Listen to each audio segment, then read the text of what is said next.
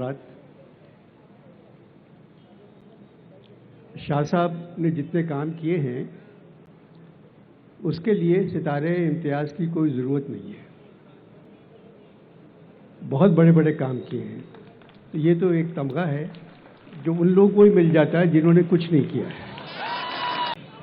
इस बेअदबी के ज़माने में अहमद शाह साहब 15 बरस से अदब को ज़िंदा रखने की कोशिश में मुब्तला हैं।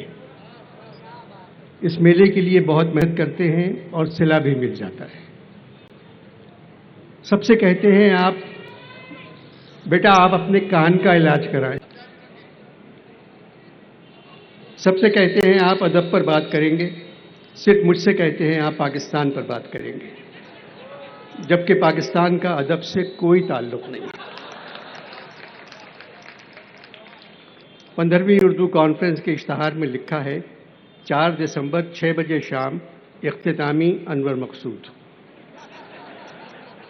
मेरे नाम के साथ इख्तितामी लिख दिया और फिर इख्तितामी के बाद लिखा है रक्स। चलो सब कुछ खत्म हो गया, अब नाचो।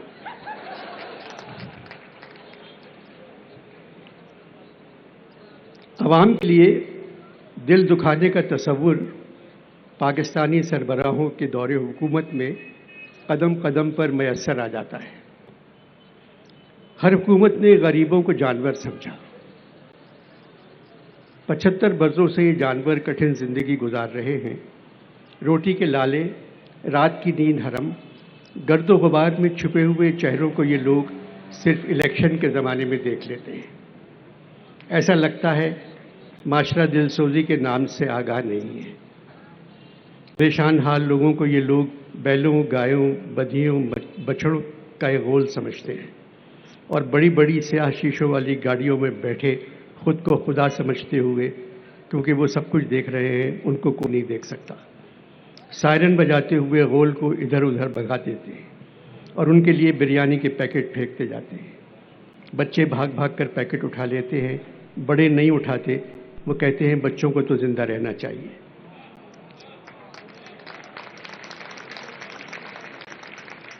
इन मनाजिर का असर भी सियासतदानों पर नहीं होता। गाड़ियां गुजर जाने के बाद लोग खामोशी से वापस चले जाते हैं, जिस तरह जनाजे का खामोश जुलूस दफन करने के बाद घर लौटता है मायूस होकर। 75 बरसों से हम इस तरह के मंजर देख रहे हैं।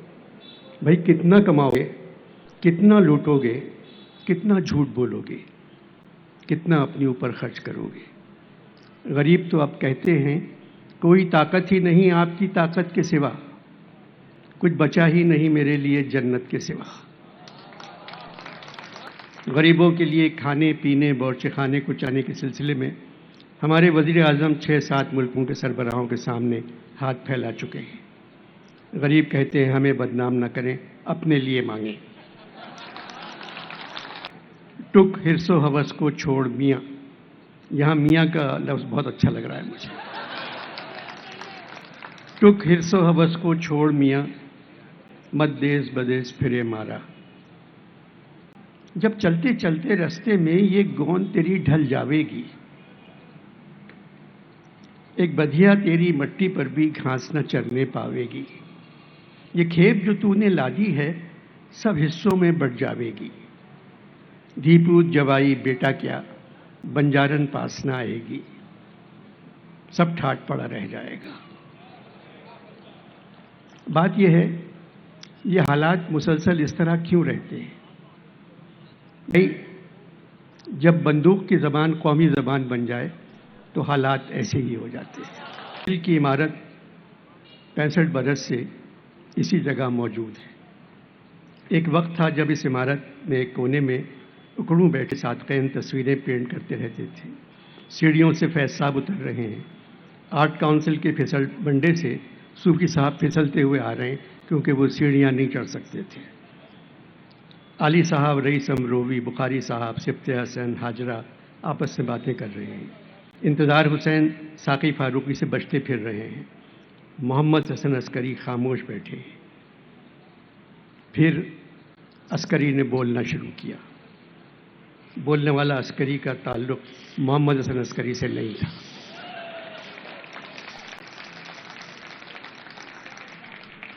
اچانک یہ عمارت سنسان ہونا شروع ہو گئی۔ علی جی جو قومی لغمے لکھ رہے تھے وہ اکثر یہاں نظر آ جاتے تھے اور جیوے جیوے پاکستان گنگنا رہتے تھے۔ 20-22 برس پہلے احمد شاہ یہاں آ گئے اور یہاں سے جانے کا نام ہی نہیں لیتے۔ خود جانا چاہتے ہیں مگر عوام ان کو نہیں جانے دیتے۔ اس ویران کھنڈر کو شاہ صاحب نے پھر سے ایک خوبصورت عمارت میں تبدیل کر دیا۔ پڑھے لکھے لوگ یہاں آنے لگے۔ 15 سال سے اردو کانفرنس شاہ صاحب کا پیچھا نہیں چھوڑتی۔ حالات جیسے بھی ہوں دسمبر کے مہینے میں آ جاتی ہے۔ دنیا بھر سے ادیب اس کانفرنس میں شریک ہوتے ہیں، کچھ اصلی، کچھ ادیبوں کے بھیس میں۔ ہندوستان سے بھی شاعر اور ادیب آ جاتے تھے، وہ سب مر گئے، اب وہاں کوئی نہیں ہے۔ میں نے پوچھا شاہ صاحب اس دفعہ ہندوستان سے کون آ رہا ہے؟ تو کہنے لگے انور بھائی ہندوستان سے صرف دھمکیاں آ رہی ہیں۔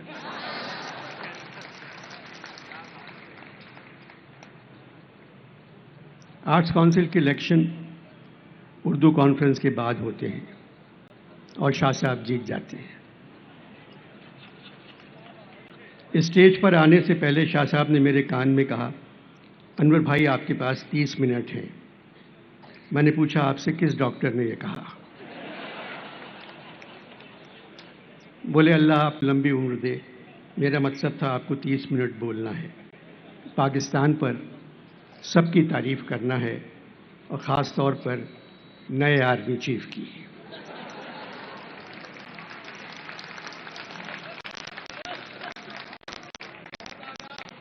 میں نے کہا شاہ صاحب عاصم منیر صاحب کی تعریف تو سب کر رہے ہیں، فوجی بھی، ان کے دوست بھی، ان کے محلے والے بھی، نیک، شریف، نمازی، ایماندار، بہادر، اپنے پیشے سے محبت، وطن کی عزت، پرچم کی قدر۔ ان کے ایک پڑوسی نے ٹیلی ویژن پہ کہا میرے ساتھ گلی ڈنڈا کھیلتے تھے۔ اب فرق ہو گیا ہے، گلی پڑوسی کے ہاتھ میں ہے، ڈنڈا عاصم منیر کے ہاتھ میں آ گیا۔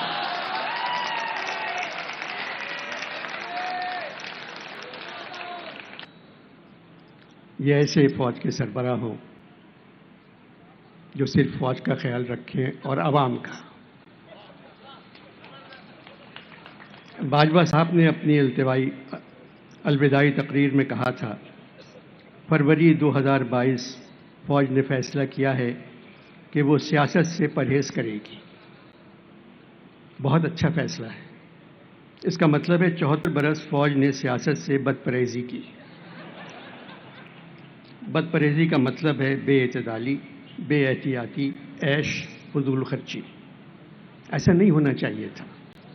فوج ہماری ضرورت ہے کیونکہ ہمارے پڑوسی بہت خراب ہیں، ہم بھی کچھ زیادہ اچھے نہیں ہیں۔ اسی لیے فوج کبھی سرحد کی طرف دیکھتی ہے، کبھی اپنے ملک کی طرف، پھر سوچتی ہے میں ادھر جاؤں یا ادھر جاؤں، بڑی مشکل میں ہوں، میں کدھر جاؤں، پھر ادھر آ جاتی ہے۔ پاکستان کی 60% آبادی غریب ہے اور 40% آبادی فوج ہے۔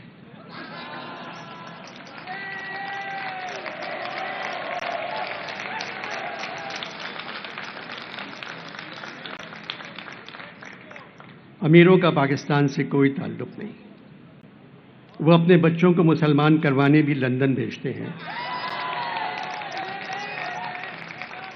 اور کہتے ہیں یہاں مسلمان ہونے کی سہولت نہیں۔ بے روزگاری، بدحالی، مہنگائی، پریشانی، پشیمانی، اداسی ملکوں پر بادلوں کی طرح آ گئی ہے۔ کسی کو احساس ہی نہیں ہے کہ وہ اس ملک کے ساتھ کیا کر رہے ہیں۔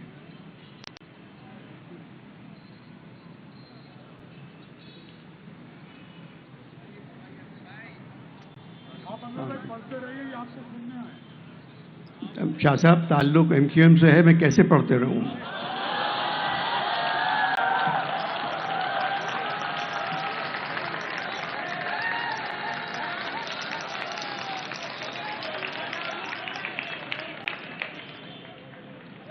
اداسی ملکوں پر بادلوں کی طرح چھا گئی ہے۔ کسی کو احساس ہی نہیں کہ وہ اس ملک کے ساتھ کیا کر رہے ہیں۔ قرضہ مل جاتا ہے تو ایوان تالیوں سے گونج جاتے ہیں۔ اس کے باوجود احمد شاہ کا اصرار ہے میں پاکستان پر بات کروں، پاکستانی کہانی سناؤں۔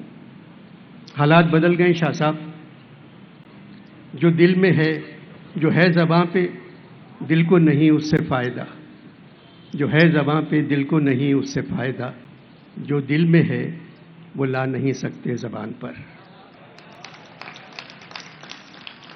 آپ کی پریس کانفرنس میں نے کہا تھا 83 برس کی عمر میں ہمیشہ میں نے کپڑے خود اپنی مرضی سے اتارے ہیں، کچھ الٹا سیدھا بول کر اپنے کپڑے پنجاب پولیس سے نہیں اتروانا چاہتا۔ پاکستان 75 کا ہو گیا، میں پاکستان سے 8 برس بڑا ہوں۔ میری ان گناہگار آنکھوں نے پاکستان کو پروان چڑھتے کم اور پروان اترتے زیادہ دیکھا ہے۔ غریب غریب ترین ہو گئے، امیر امیر ترین۔ 14 اگست 1947، نیا ملک، نیا آسمان، خوبصورت سرزمین۔ 24 سال بعد آدھی زمین بنگالیوں نے واپس لے لی۔ آدھی زمین جو بچی تھی وہاں لوگوں نے خرید لی یا بیچ دی۔ اب سرزمین میں سے صرف زمین غائب ہو گئی ہے، انگریزی والے سر بچ گئے۔ جن کے پاس خریدی ہوئی زمین ہے بیچارے غریب مجبوراً ان سے کہتے ہیں سر زمین کہاں گئی؟ اس کے باوجود پاک سرزمین شاد بار سن کر خاموشی سے کھڑے ہو جاتے ہیں، پرچم ستارہ و ہلال سے آنسو پوچھتے ہیں اور اندھیروں میں گم ہو جاتے ہیں۔ کہانی پاکستان کی سنیں گے آپ؟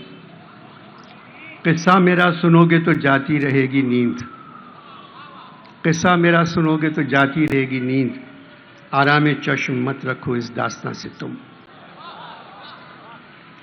یہ کہہ کے جو رویا تو لگا کہنے نہ کہہ میر، سنتا نہیں میں ظلم رسیدوں کی کہانی، کہانی ظلم رسیدوں کی ہے۔ مجھے شاہ صاحب کی بات یاد آ گئی۔ انور بھائی، آپ کو بولنے کا چیک جب ملے گا جب آپ لوگوں کو خوش اور ہنستا ہوا رکھیں گے۔ شاہ صاحب، جو کام حکومت کا ہے وہ مجھ سے کیوں سونپ رہے ہیں؟ حکومت کا کام ہے لوگوں کو خوش رکھنا اور ہنستا ہوا رکھنا۔ حکومت نے عوام کو ہنستا ہوا تو رکھا ہے، عوام وزیر اعظم اور تمام وزیروں کے بیانات پر گھنٹوں ہنستے رہتے ہیں مگر خوش نہیں ہے۔ پاکستان کی کہانی ایک فلم کی طرح ہے جو 75 سال سے چل رہی ہے۔ ہدایت کار پنجاب۔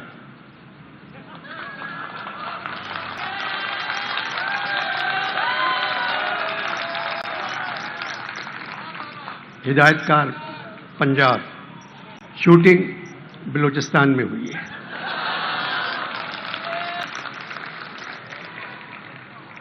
پس پردہ موسیقی، آرمی کا بینڈ۔ فلم کا انٹرول 1971 میں ہوتا ہے جب مشرقی پاکستان بنگلہ دیش بن گیا۔ انٹرول کے بعد فلم ایک ملی نغمے سے شروع ہوتی ہے، اے وطن کے سجیلے جوانوں۔ اس کے بعد فلم کا ہیرو جو سندھی ہے ایک بڑھئی کے پاس جاتا ہے اور اس سے کہتا ہے ایک ایسا تختہ چاہیے جس کو الٹا نہ جائے۔ بڑھئی ایک تختہ بنا کر دیتا ہے جو 6 فٹ چوڑا اور 4 فٹ لمبا ہے، اس کے درمیان 3 فٹ اور 2.5